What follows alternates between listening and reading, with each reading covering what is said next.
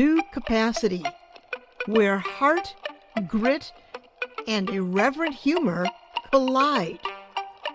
A podcast for people too stubborn to quit and too creative not to make a difference.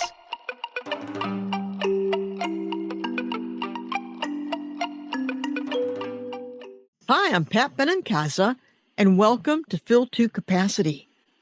Okay, listeners, episode 117, Mind the Lights, Stories from the Edge of History.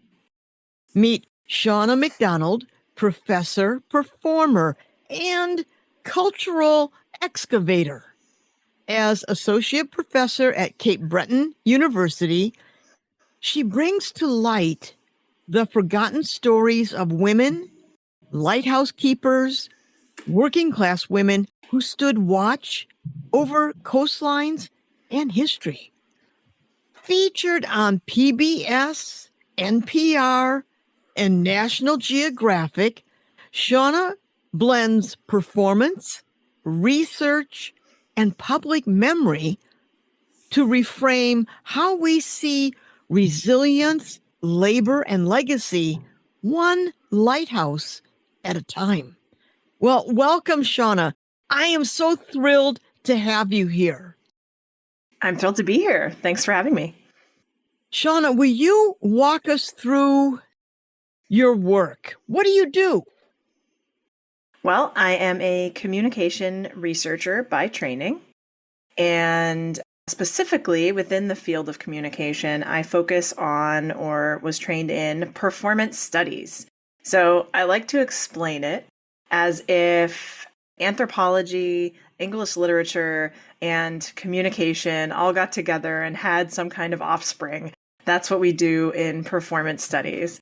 We try to use performance and our whole bodies and communicative beings to tell stories. And often the kinds of stories we tell are a little bit more DIY than, say, the theater scene might bring to us. And so that's where I come from. That's what I do. I'm also literally from Nova Scotia, Canada. And we have a lot of lighthouses in Nova Scotia. And so through a long and winding road, I came to realize that lighthouses could be studied and that lighthouses could be a really interesting place where culture and history combine and communication. And so I dove in, and I've been thrilled to, have to learn about so many different people and their stories throughout history, people who kept lighthouses, people who are invested in the heritage of lighthouses. And I have just finished writing a book that is in the review stages now about lighthouses and their communication through history. So you're talking a little bit about this. What exactly are you researching about lighthouses and the women who kept them? And what are you hoping people see differently because of it? Great question. So first of all, most people, myself included, don't realize right away that women even did this kind of labor. When I was first getting interested in doing lighthouse work in a deeper way, and I was based in the US at the time, and I was researching lighthouses in New Jersey, which of course has beautiful lights. And I just kept hearing about these women. People would be interested and they would say, "Have you heard about Kate?" And I'd be like, no, don't know who Kate is. And all of a sudden, it occurred to me that there were lots of Kates. There were these women who had kept these lighthouses. And I was a bit ashamed at first because I am an avowed feminist. And I thought, it hadn't even occurred to me that women had done this. But turns out several hundred women, in particular in the United States, were hired or by some sort of circumstance ended up keeping lighthouses in the United States. All across the country, everywhere where there were lighthouses, there are incidences of women doing the work.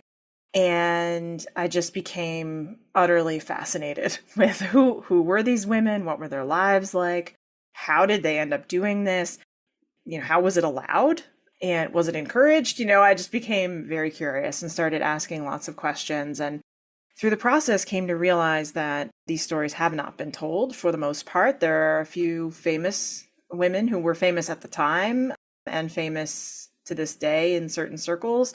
But beyond that, we don't know the stories of these people. And so, what I hope happens is that we get to know some of these stories, because the stories we tell are really how we make the world that we live in. And so, if we can learn more about these women and men, but in particular for, in my case, the women, then maybe we can learn more possibilities for the future even. Yeah. And I want to go there. And here's what I want to ask. You're touching on the fact that here you've been looking at lighthouses, and all of a sudden you find out all these women. And of course, you ask yourself, why didn't I know this? Now, this resonates deeply for me as an artist. My industrial sheet metal paintings about American industry, I couldn't help but look at automotive history. Also, I'm from Detroit. Okay. I couldn't help but look at automotive history. And what I found out, and I was shocked, that the reason we have brake light, windshield wipers, why interior design became important, all women. And so what I did, I was so shocked by that. I did a series, Women at the Wheel, and I painted 13 women with artifacts from their time embedded in the painting. And I wanted to honor those women. They transformed the auto industry, designers, inventors, racers, you name it. But their stories were overlooked and tucked away in the margins. And that brings me full circle to our moment meeting each other today. What do you think it says about our culture, our memory, that we keep having to rediscover women who never should have been forgotten? Whew, big question. I mean, on the one hand, I think it's simple, unfortunately. I think the simple answer is we have never, whether we're talking about North American culture, Western culture, most cultures in the world, not all, but most, we have never really paid attention to women's stories. And that has to do with patriarchy. It has to do with who has power in our societies. And in particular, in terms of the historical stories, I think it has to do with the way history gets told and has gotten told in the past has always been, for the most part, written by men. And I don't think it's a secret that academic historians have had these conversations themselves, right? That why is it that the women's stories often don't get told until a woman historian decides to tell them? I think that's true for a lot of these stories. So I think that's sort of the more, I guess, simple answer in some ways. But the more complicated answer, I think, has to do with just how deeply we have all bought into that larger master narrative that only men do the important things of history. And so in the case of the women that I study and lighthouses, one of the, I guess it's sort of insidious, but one of the reasons why we don't know their stories is because it's not like the lighthouse services of the time were advertising for women to become lighthouse keepers. This was not something, I mean, we can't go back and ask them, but this is not something that I would imagine they were proud of. We do know that many of the women in the United States who kept lighthouses ended up doing so because someone, a male relative who was the official keeper, got sick or died. And as you can imagine, some of these were remote. And so it's not as if you could just move away and have someone else do the work. It's just not how it worked. And the people in charge of lighthouses understood pretty quickly that if you hired a keeper who had a wife and children, that you were getting multiple laborers for the price of one. And so the women, in this case, in most cases, the wives, knew how to do the labor. So did the daughters and sons. And so if something would befall the keeper, then the rest of the family just took over. And in the case where that was widows, often the lighthouse service would say, okay, well, they know how to do it, and it's easier than training someone else. Maybe we can even pay them a little bit less. And so there was a real practical reason why they were kept in the office. Stephen Pleasanton, who was he was the fifth auditor, I believe, at the time. He was known to be a penny pincher and also really cared about, efficiency, but competence. And I don't know the exact quote, but he said something to the effect of, I've even resorted to accepting women as lighthouse keepers because the men we keep hiring are so incompetent, essentially. Oh, So, and it's an interesting thing, right? It's yeah. not as if any of these folks were actually interested in hiring women for progressive reason. It just was practical in many cases, and the women themselves, most of them didn't think they were doing anything extraordinary. This was Yeah. their job. I think I was reading in one of your interviews that you mentioned that there were over 200 women lighthouse keepers, for what you just beautifully outlined, the fact that when the husband passed or whoever was the main keeper, they just stepped in. So the people who were keeping track really didn't acknowledge many of these women because they just kept keeping on, if you will. Exactly. And in some cases, women became official keepers, and they are recorded as such. But in other cases, it was a short illness, or luckily, or the keeper was away for supplies. And that would also often happen, right? So you can imagine wasn't as simple as going to the grocery store. And so the keepers would be gone for a few days, and sometimes a storm would happen, or perhaps something would befall them while they were gone. And so in those cases, the women often took over as well. And so, again, sometimes we certainly know that there are women in the past who did the work alongside their husbands or worked for 3 or 4 days at a time, and they certainly aren't listed in the records. And then there are others who did it for a longer amount of time who were never granted official keeper status. There's a woman, I would love to share a bit about her. Her name was Laura Hedges, and she was the wife of a keeper at Hereford Inlet Lighthouse in New Jersey, which is this beautiful little cottage style, Victorian styled lighthouse in Anglesey, New Jersey. And her husband had a stroke and was therefore not capable of doing all of the work. And so she began doing the work, and I was actually able to see the logbooks in the National Archives, and you can see where the handwriting changes, where she's doing the logs and the work, but he's still listed as the keeper. And then you can see in the margin when she simply says, keeper died, and then inserts herself as keeper pro tem. But she was only able to stay on for a few months before they replaced her. So even though she asked for assistance and she asked to stay on for a little bit longer to get her affairs in order, they didn't really follow her request. They hired somebody else. It's fascinating. I was struck by that story that she acknowledges that the keeper has died. And then the next thing is about the weather conditions, and she's giving us data. And that made me wonder, Shauna, you're talking about these women. What qualities show up again and again in them? Ah, definitely strength. And it's tricky because I don't want to romanticize it. I'm sure they were frequently frustrated, annoyed, sad, all of the things that we would experience in any of our jobs, but definitely strength, both physical, but I think more importantly, mental strength to be able to do the work, and sometimes in isolation. There's also a myth that all lighthouses were like completely isolated with a single keeper, and that's not really the case, right? So some were, but many lighthouses had multiple families that lived there, or they were closer to a community. And depending on the situation, some women probably had vibrant social lives to go along with what they were doing. Maybe not vibrant, but they certainly had other things to keep them occupied.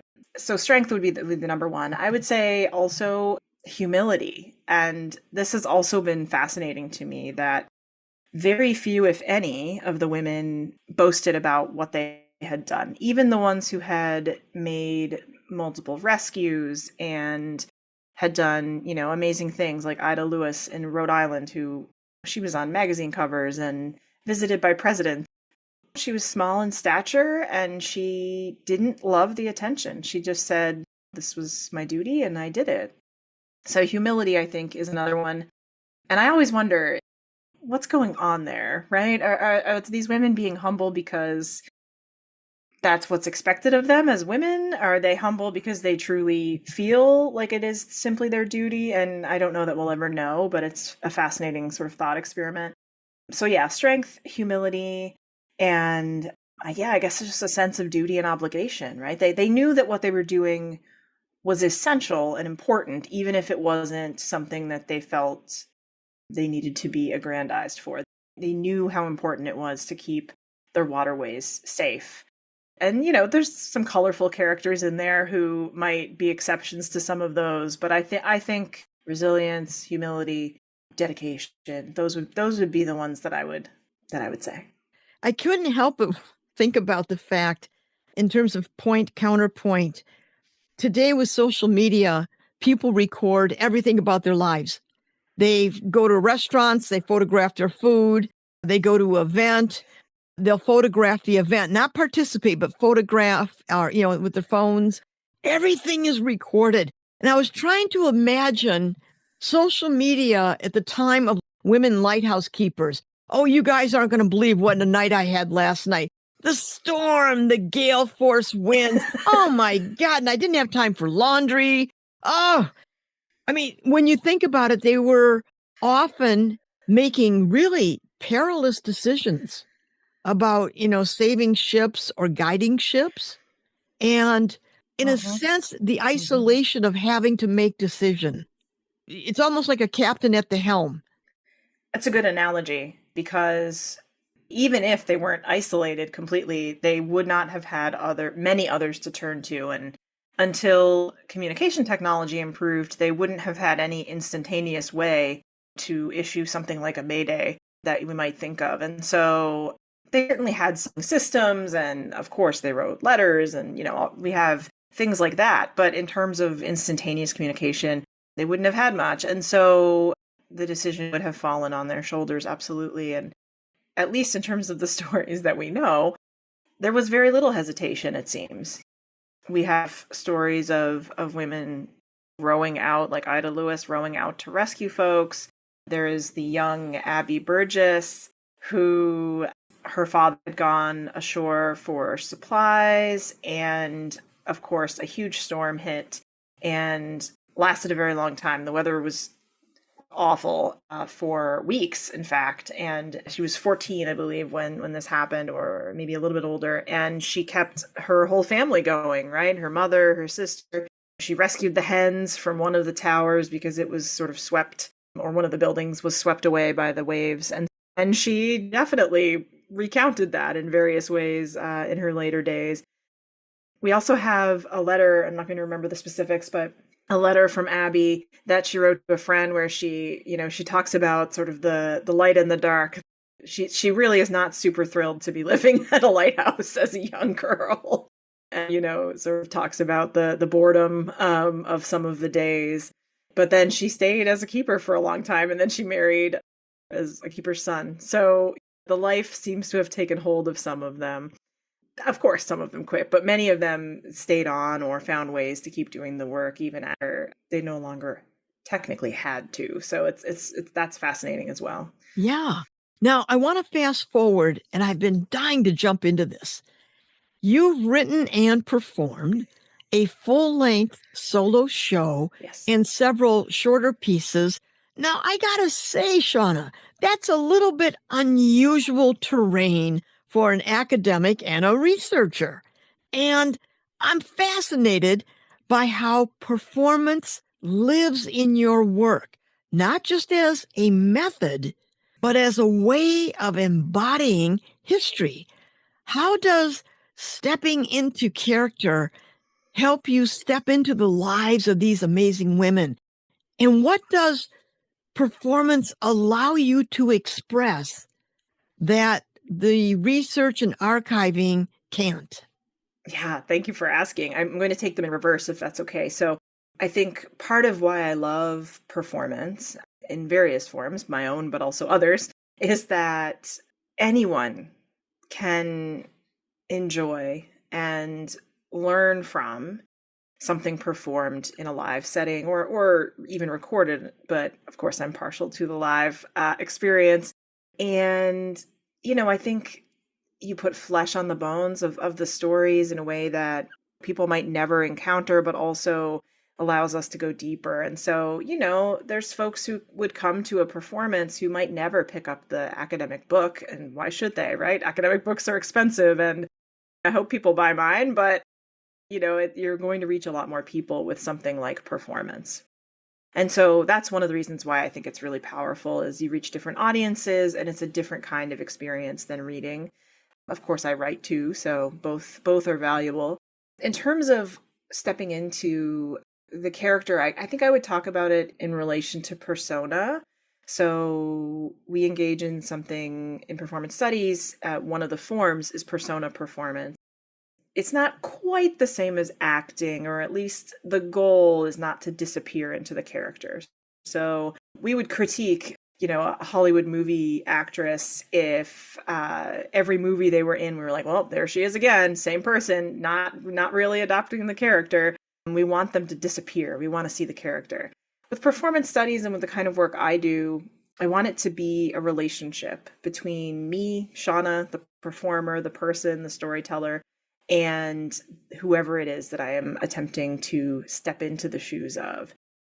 Because it is always a tension, right? And so I certainly would never claim to be a good actress. That is not my goal, but it's also not necessarily in my repertoire. But to be able to embody some of the experience, some of the movements, the vocal choices, even just reading a letter that was written in, the 1920s versus how we might speak now or write now 100 years later, actually speaking the words aloud and putting them into my body feels like I'm getting a little bit closer to what those experiences must have been like. Now, obviously, I can't get real close, right? There's no way I could know what it was fully like to live in Laura's shoes, for instance, or anybody else who had done this kind of work. But like I said, it puts flesh on the bones. It allows us to feel into some of the stories in a way that just reading about them, I just don't think can. And that's part of why going to the archives has been so exciting for me, because that's also tactile, right? It's physical.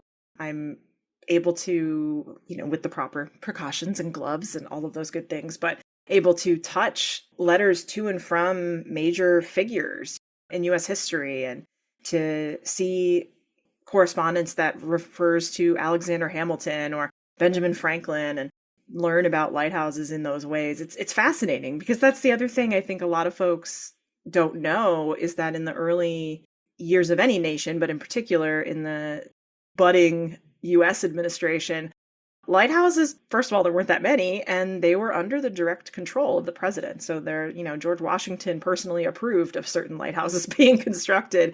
And then Hamilton as Secretary of the Treasury, and on and on. And so just to be able to touch and to be able to be transported through history in that way. I've always been a bit of a nerd when it comes to that kind of thing. I love history. I've had the opportunity to travel to Greece, which is the listeners won't be able to see this, but my Zoom background is a lighthouse in Mykonos in Greece.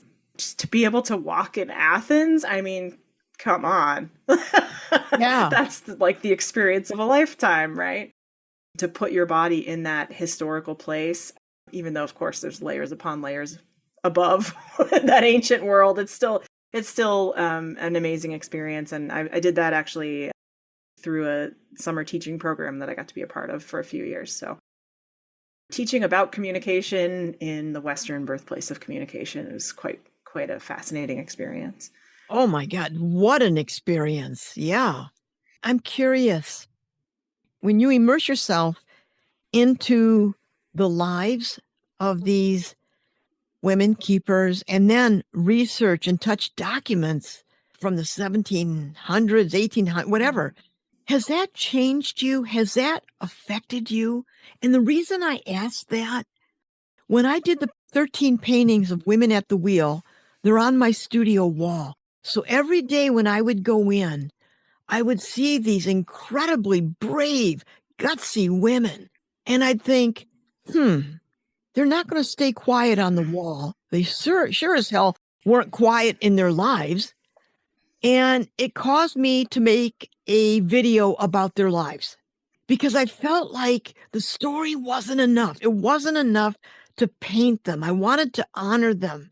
I wanted to say, you matter. So they did affect me. Every day I look at them, they affect me. How has your work and these women affected you?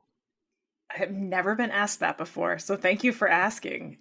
It absolutely has. First of all, I mean, there's no question that doing the work has impacted me. I've always been fascinated by women's stories and storytelling across a gender spectrum, certainly. But I've always been interested in how women, as a group and individually, have just made our way through the world. But I guess, and these women in particular strike me as creative, as making their mark on history without necessarily needing to be famous for it. And of course, they weren't, good. I'm sure some of them were not very good at their job. I'm sure some of them were cantankerous, right? Or probably many of them were considered difficult women, because as we know, well-earned women never really make history. And so I think all of those elements have inspired me to live my life more in that kind of a way. Obviously, I'm not doing the physical labor that they're doing, but to notice things is one of the things that I haven't spoken about yet. But it strikes me that many of these women, and probably many of the men as well, doing this work, whether in isolation or not, it involved a lot of watching. And it involved a lot of noticing. And so while the logbooks are mostly boring, they mostly just the weather every single day for the comings and goings of ships, some of the women cataloged the wildlife around their lighthouse. Some of them were asked to, but some of them did it just on their own. Some of them collected little treasures from the sea, whether that be seashells and rocks and other life forms or the remnants of life forms, and even had like little mini, maybe not museums, but little exhibits that they would put together. At least one woman spent some of her time carving duck decoys, like that you would use if you were a duck hunter. Not sure why that was the thing, but she became quite good at it. And so all of these women in particular, I think, became very good at watching, noticing what needed to be done, but also relishing in the beautiful moments. And I just really want to be more in my own life. And of course, I'm drawn to those who wrote more because I love writing and I love words. And there are a few who were more loquacious in their documents and who left more for us to read. But all of them have amazing stories to tell. And it's interesting what you said about your artwork and your series that you refer to seeing on the wall. That's actually kind of what started me down the path of women and keepers, in addition to hearing about these women at Hereford Inlet Lighthouse. When I first started doing the work in the 2010s, they had no picture of Laura Hedges. And so they had all these images of past keepers in the exhibit, one of the exhibit rooms. And above her name was just a drawing of like the cap that lighthouse keepers would wear. So it was a line drawing of a keeper's hat. And I basically built my whole one woman show around that hat in some ways, because it just struck me. This woman was real. She had a life. She lived. She did things. And all we have is this hat. Now, imagine my thrill when one of the folks who I've worked with, Steve Murray, found a picture, or someone sent him a picture of Laura. So we do have one now, and I'm hoping to maybe be able to include it in the book. But still, I just had this notion that she was a cipher, right? She was just this like placeholder in a frame, and it just launched me into like how many other women have in history in general, but especially in terms of the lighthouse world, have left their mark, but those pages have disappeared, or we just haven't bothered to save them, or we don't tell their stories. And so I've made it my mission to keep trying to tell lighthouse stories, but also women's lighthouse stories in the process. Oh, that was beautiful. Thank you. And it just reinforces that legacy is powerful. And what people leave behind will form, mold, and guide that next generation or someone down the road 100 years from now that come across their history. And you say that so eloquently. I want to go in a different direction. And I too I have that nerdulent kind of thing where I will follow things and research. And when I think Yes. of semiotics, the study of signs and symbols and their use in interpretation, I came out of the women's project, the 13 women, and I kept thinking about history, his story, his story. Mm-hmm. And I can't remember the writer who called it her story. And I've never forgotten that because, like you were saying earlier, we just assume these things. The men were just doing all the important things because it was his story. And so I'm very Right. mindful when I refer to women, I will say her story. And that leads me to my next question for you. Public memory, you see how I just segued from how Mhm. it's been formed, and now we're going to go here right now. Okay. Public memory isn't just history, it's the stories we choose to carry forward. It's what gets taught, what gets built into plaques, textbooks, movies, and what Mhm. gets left out. How do you see public memory shaping what we remember about women lighthouse keepers and what we're still blind to? And what role does your work play in challenging that? Great question. Yeah. So I think there's a bit of a dichotomy that happens in relation to these women in particular and public memory, because on the one hand, I have not found a single person who I've spoken with, who I've encountered at a lighthouse, who is not fascinated when we talk about women lighthouse keepers. So clearly, it is something that is of interest. Everyone wants to hear about it. People are fascinated by the women. Now, I think some of that fascination comes from the juxtaposition. People don't expect to hear it. And so when they do, they go, ooh, that's interesting, right? So I do think that people are interested. So that's not the problem. The problem is not a lack of interest.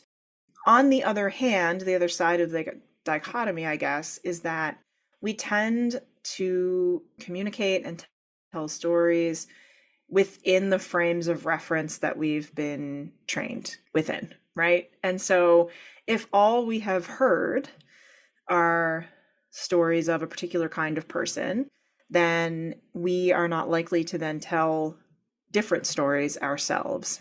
So I think public memory being the vernacular, the way that the general public, whatever that is, but the way that the general public remembers and tells stories and celebrates, right? Who do we have holidays around? Who do we have monuments to?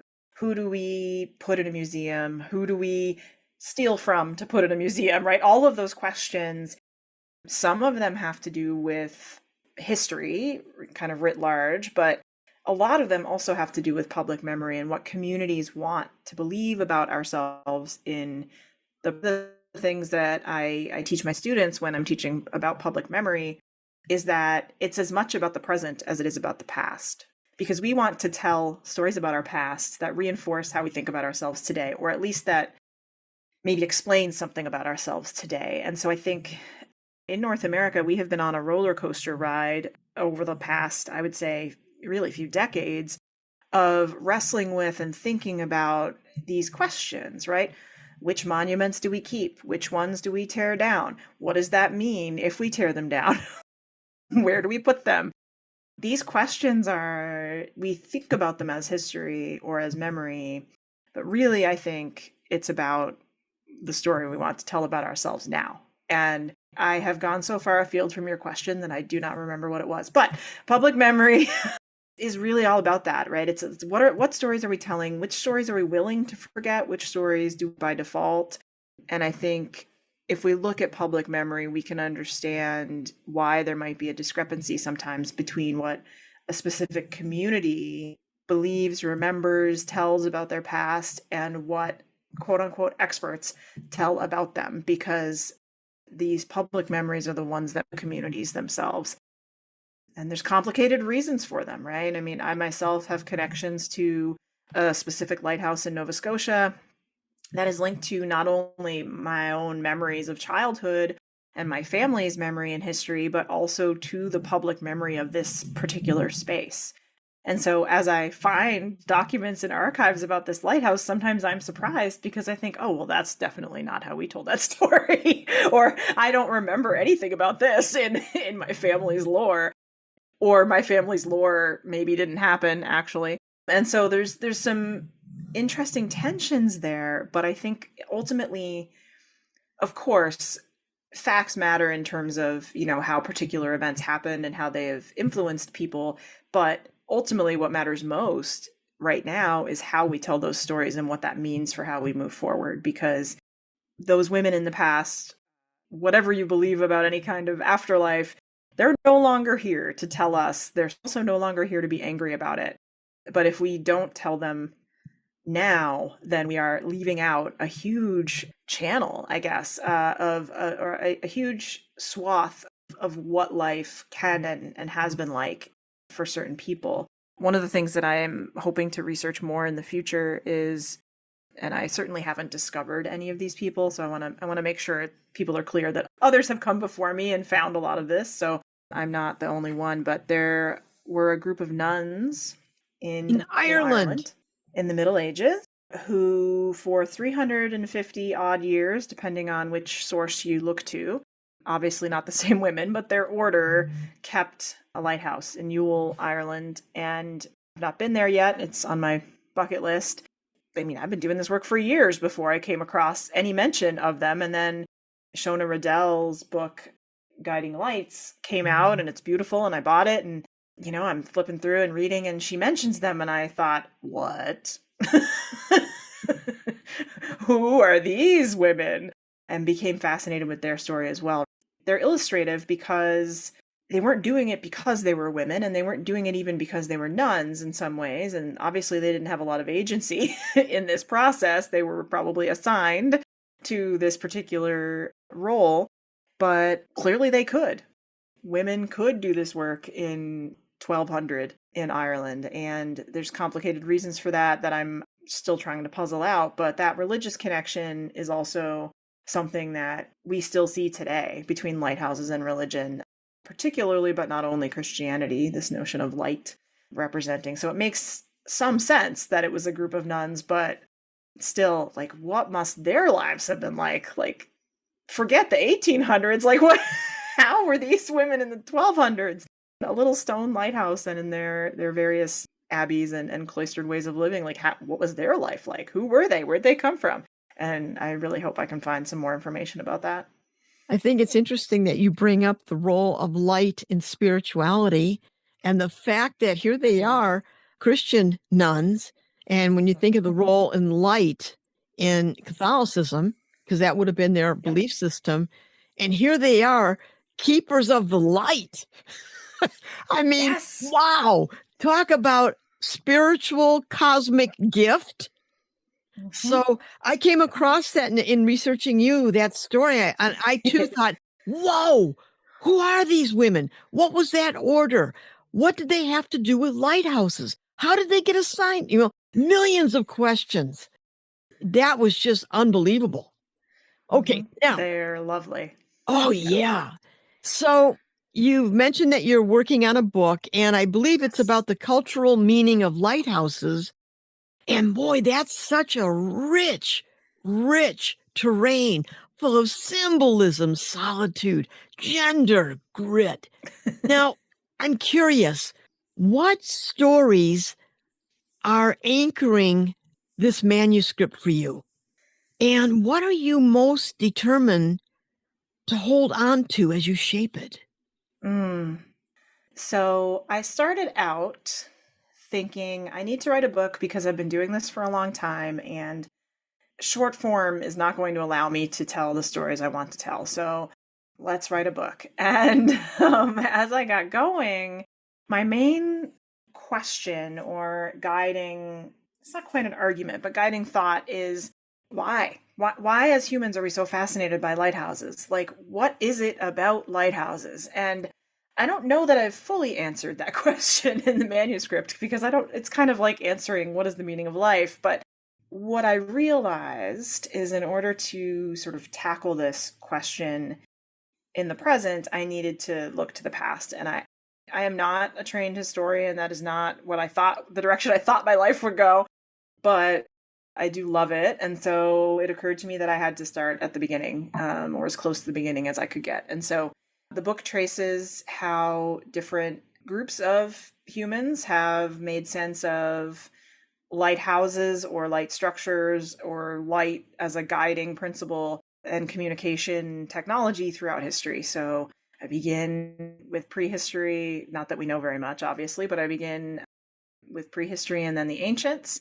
The first known lighthouse, certainly it could not have been the first use of a signaling beacon, but the first known lighthouse proper was the Pharos of Alexandria.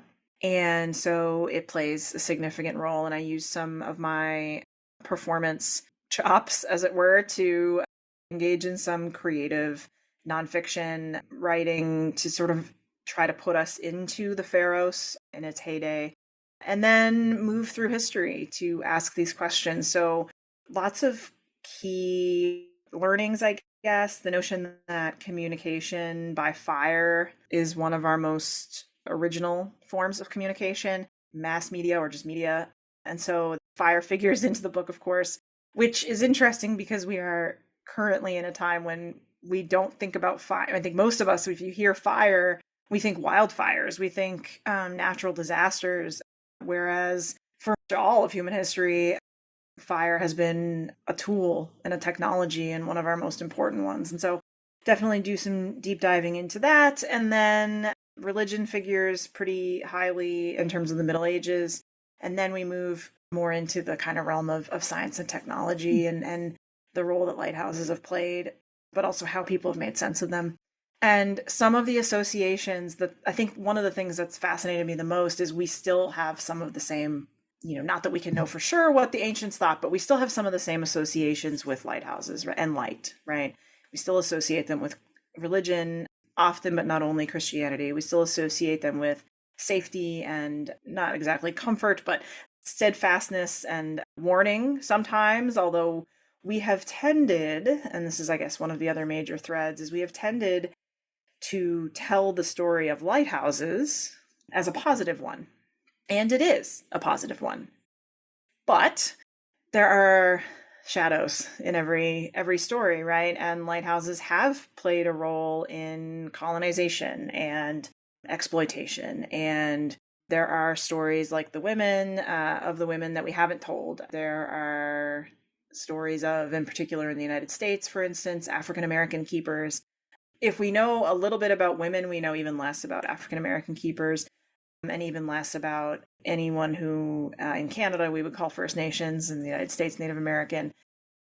There are stories where there are connections, but we just know so very little. And again, that has to do with how we want to talk about history, right? We want to tell the happy story, the progressive story, the story that fits the narrative. But part of what I wrestle with in the book is like, how do we hold space for some of the other parts of the stories? Well, I have to say, I can't wait to read your book. Thank you. And 2026, we hope. Great. So soon. Yes, it is. And I'll keep my eyes open for it. This is a discussion about light. And I can't help think about Rumi when he says, the lamps are different, but the light is the same. Oh, I love that guy. I just got it. So beautiful, right? So you've been featured on PBS, NPR, National Geographic. Your stories have really traveled far. But I'm curious, with all that attention, what keeps your feet on the ground and your compass pointed towards your work? Love those metaphors. Well, I mean, I come from sort of regular old folk, like that's part of it is I'm from Cape Breton, Nova Scotia, which if your listeners want to visit a beautiful place, I'm not getting paid to say this, but Cape Breton is beautiful. It is frequently voted one of the top islands in North America. And so all that said, it's a fairly working class place, industrial, at least the parts that I grew up in. And I just really believe that there is nothing about me or academia or I don't know, being known as an author, nothing that makes me have more power or be better or have any kind of leg up on anyone else who I work with or who it lives around me. And I love people. I've always loved people. I love people and I love words. And so I do my best to try to kind of bring those together in as many ways as I can. And I think just knowing that there are many, many, many more stories to tell is what keeps me doing the work, and that I still enjoy it. I think that's the other thing that people, especially toward the end of the drafting of the book, when, you get tunnel vision and everything is the book and nothing else matters. And even then, when I kind of hated a lot of things, I still loved the work. I still loved the stories. I love trying to tell them.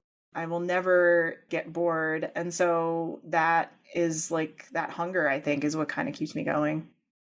Your passion definitely comes through loud and clear. Sometimes too much. No, never. Passion is like books. You can never have too many or have too much. Well said. So, lighthouses are symbols of safety, solitude, persistence. The women who kept those lights burning, they did it without fanfare and often under pretty tough, harsh conditions.